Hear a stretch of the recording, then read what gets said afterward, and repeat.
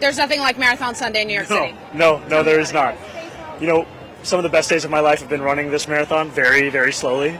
And it is a joy to not be crawling along it, but instead be on the other side and just celebrating what so many New Yorkers love about the city, including myself. I asked you this a minute ago, but you were at the club last night, 6 of them in Bushwick, right? At church this morning, more church this morning, now the marathon.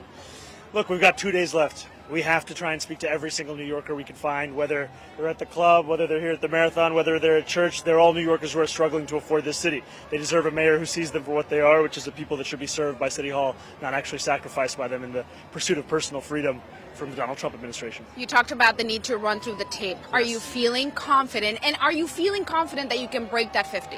I am feeling confident, but I'm not feeling complacent. I can tell you that having run this marathon, the final miles are the most difficult ones, and I am thankfully in a better position than I was when I was running it in terms of this race. But we know that today it comes down to how many doors do we knock, how many calls do we make, how many people go out there and vote. And so as incredible as this is, the best parts of the day so far have really been speaking to canvassers, because those are the people who are on the front lines of spreading our message that the most expensive city in America doesn't actually have to be this hard. It can actually be affordable. Last question. Yeah. How will you try and unite the community, unite New Yorkers? This has been a somewhat divisive race. There's been divisive rhetoric coming from some of the other candidates. How do you unite everyone if you win after Tuesday to make sure the city can come together? I'm going to make it clear that I'm looking to lead the entirety of this city. All 8.5 million people who call it home. I don't care if they voted for me, Andrew Cuomo, Curtis Lee, or didn't vote at all. They're all New Yorkers. They deserve a mayor who's committed to the work of ensuring this is an affordable city.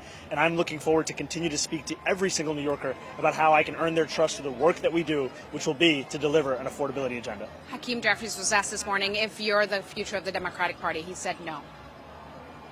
Good to know. Do you have a response? No, I'm focused on the next 2 days. Do you think you're the future of the Democratic Party? I don't dare predict the future. That's why I'm out here canvassing to deal with my anxiety to get through the tape of the future of 9 p.m. on Tuesday. How many Red Bulls so far? None today. It's just adrenaline. But probably going to happen later. Thank you, guys.